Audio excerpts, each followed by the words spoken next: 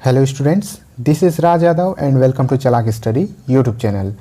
तो आज के इस वीडियो में हम लोग ये देखने वाले हैं कि जो EMRS की जो वैकेंसीज आई हुई हैं उसका जो कंप्लीट एग्ज़ाम प्रोसेस है वो कैसा होगा।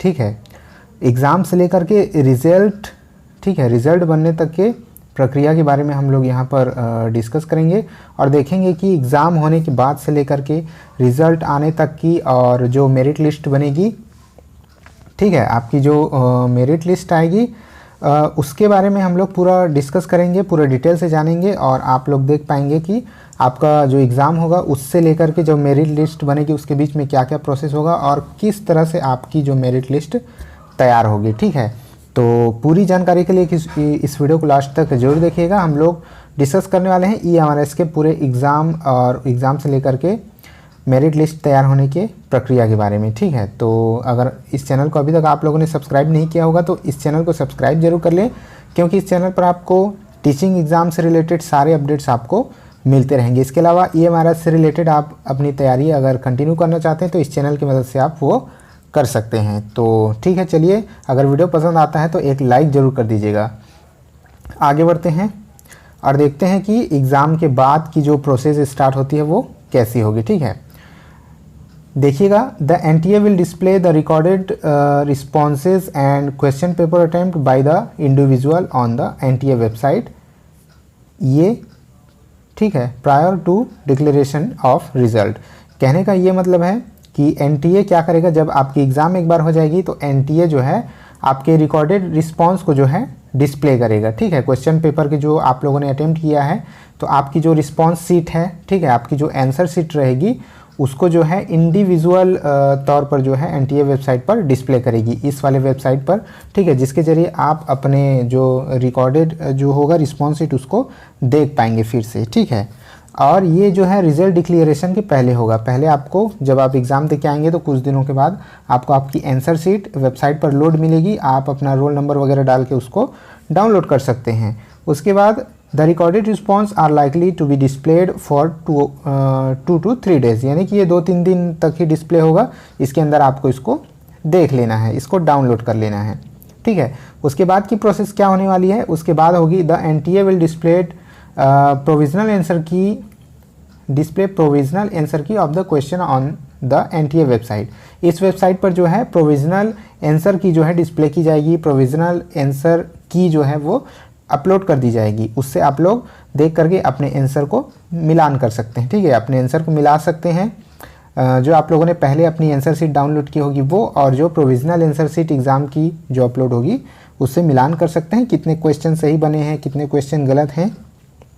ठीक है, अब देखिएगा इसके बाद क्या है कि provide an opportunity to the candidate to challenge the provisional answer key with a non refundable online payment of rate 200 per question challenged as processing charges. ठीक है, तो इसके बाद क्या होगा कि एक अपॉर्चुनिटी दी जाएगी कैंडिडेट्स को कि वो अपने जो भी प्रोविजनल आंसर की जो जारी की जाएगी उसको चैलेंज करने की। मान लीजिए कोई क्वेश्चन आपको लगता है कि इस क्वेश्चन का आंसर गलत लिया गया है NTA के द्वारा, तो आप उसको चैलेंज कर सकते हैं।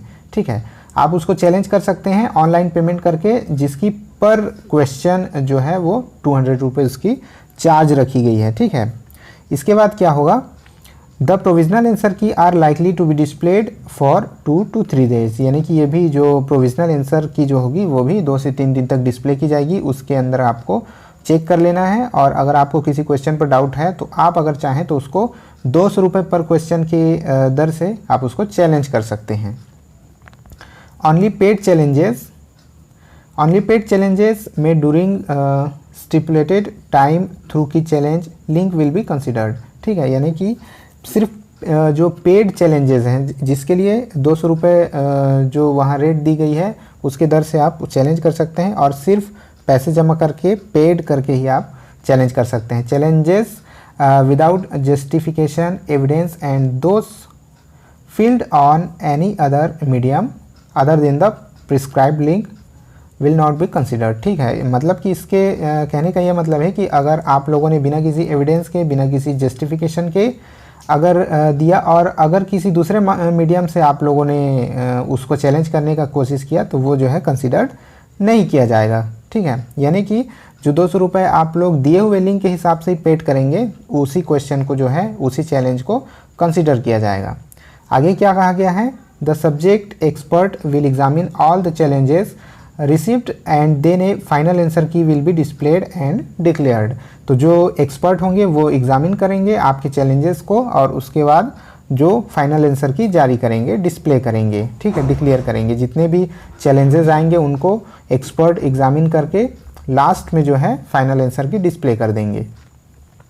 अब उसके बाद क्या है कि the NTA's decision on the challenges shall be final and no further communication will be entertain. यानी कि जब एक बार लास्ट फाइनल आंसर की जब डिस्प्ले कर दी जाएगी, उसके बाद किसी भी तरह का कोई भी शिकायत दर्ज नहीं किया जाएगा आंसर को लेकर के, ठीक है। NTA will not inform the candidate individually about their challenges. उनके चैलेंजेस के जितने भी चैलेंजर होंगे उनको चैलेंजेस के बारे में इंडिविजुअली जो है वो नोटिफाई नहीं किया जाएगा, उनको इन्फॉर्म नहीं किया जाएगा। The result will be compiled on the basis of the final answer की। फिर आपका जो रिजल्ट कंपाइल होने स्टार्ट हो जाएगा, ठीक है, कंपाइल होगा किसके बेसिस पे, फाइनल आंसर की के बेसिस पे कंपाइल होगा और उसके बाद वो रिजल्ट फिर आउट कर दिया जाएगा।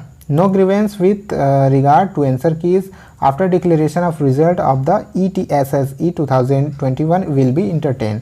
तो जैसे ही जो है फाइनल जो आंसर की डिस्प्ले कर दी जाएगी, आंसर की जो आउट कर दी जाएगी, उसके बाद किसी भी तरह का कोई भी शिकायत नहीं सुना जाएगा, उसको फाइनल आंसर की ही माना जाएगा।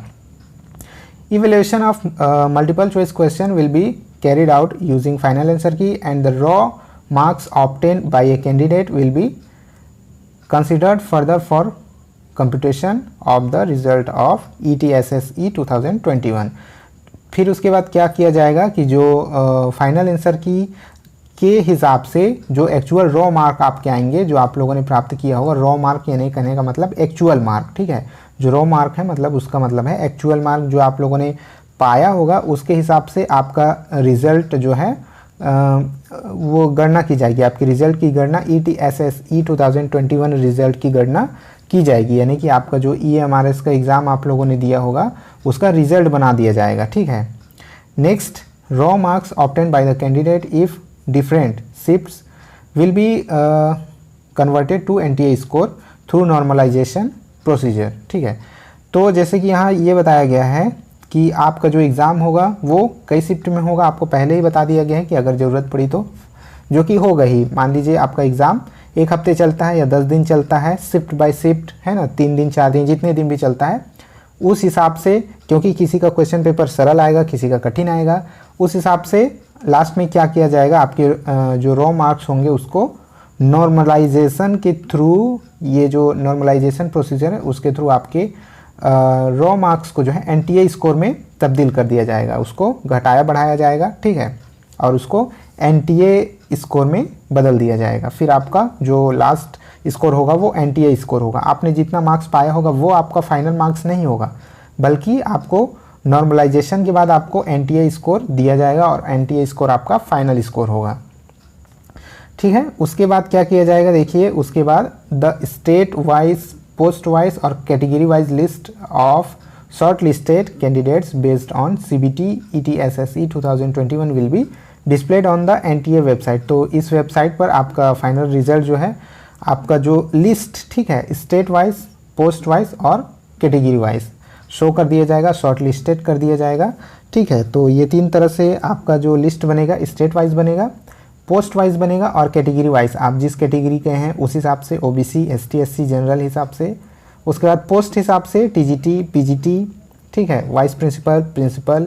उसके बाद जो है उससे पहले जो है स्टेट हिसाब से, पहले स्टेट, फिर पोस्ट वाइज और उसके बाद कैटेगरी वाइज। इन 3 कैटेगरीज में जो है शॉर्ट लिस्टेड की जाएगी और जो है एग्ज़ाम का जो है रिज़ल्ट फाइनल लिस्ट जो है तैयार किया जाएगा और इसको इस वेबसाइट पर, ठीक है, NTA की वेबसाइट पर डिस्प्ले कर दिया जाएगा। तो इस तरह से कुछ इस तरह से आपका जो प्रोसेस होगा, ठीक है, एग्ज़ाम से लेकर के रिज़ल्ट तक का प्रोसेस कुछ इस तरह से होगा। इसके बाद आपकी मेरिट लिस्ट तैयार होगी, ठीक है। उस मेरिट लिस्ट के हिसाब से आपका जिस भी तरह से नाम होगा उस तरह से आपकी पोस्टिंग कर दी जाएगी। तो कुछ इस तरह से होगा आपके मेरिट लिस्ट बनने का प्रोसेस। एग्ज़ाम से लेकर के जो मेरिट लिस्ट बनेगी तब तक की सारी डिटेल मैंने आप लोगों के सामने रखा। आप लोग को इसके बारे में पता भी होना चाहिए, ठीक है। और पते होने के साथ साथ अगर आपको बीच में कोई दिक्कत आती है तो इस रूल के हिसाब से आप कुछ कर सकते हैं, जैसे कि अपने आंसर की को चैलेंज करना, जो भी आंसर की होगी उसको चैलेंज करने के लिए। जैसे कि मैंने कहा कि 200 रुपीज़ उसके लिए फ़ीस रखी गई है।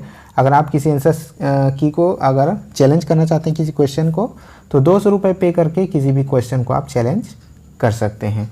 तो ठीक है, इतनी जानकारी आप लोग को देनी थी इस वीडियो में, इतनी जानकारी है, ठीक है। इसके अलावा अगर आप लोग EMRS की तैयारी कर रहे हैं तो ये चैनल आप लोग के लिए बहुत हेल्पफुल साबित होगा, ठीक है, हेल्पफुल साबित होगा। और इस चैनल के माध्यम से आप अपनी तैयारियों को कंटिन्यू कर सकते हैं, ठीक है। ज़्यादा समय नहीं बचा है, अपनी तैयारियों में तेज़ी ले आइए, ठीक है, और तैयार हो जाइए इस एग्ज़ाम के लिए। इस वीडियो में इतना ही, मिलते हैं नेक्स्ट वीडियो में, तब तक के लिए जय हिंद।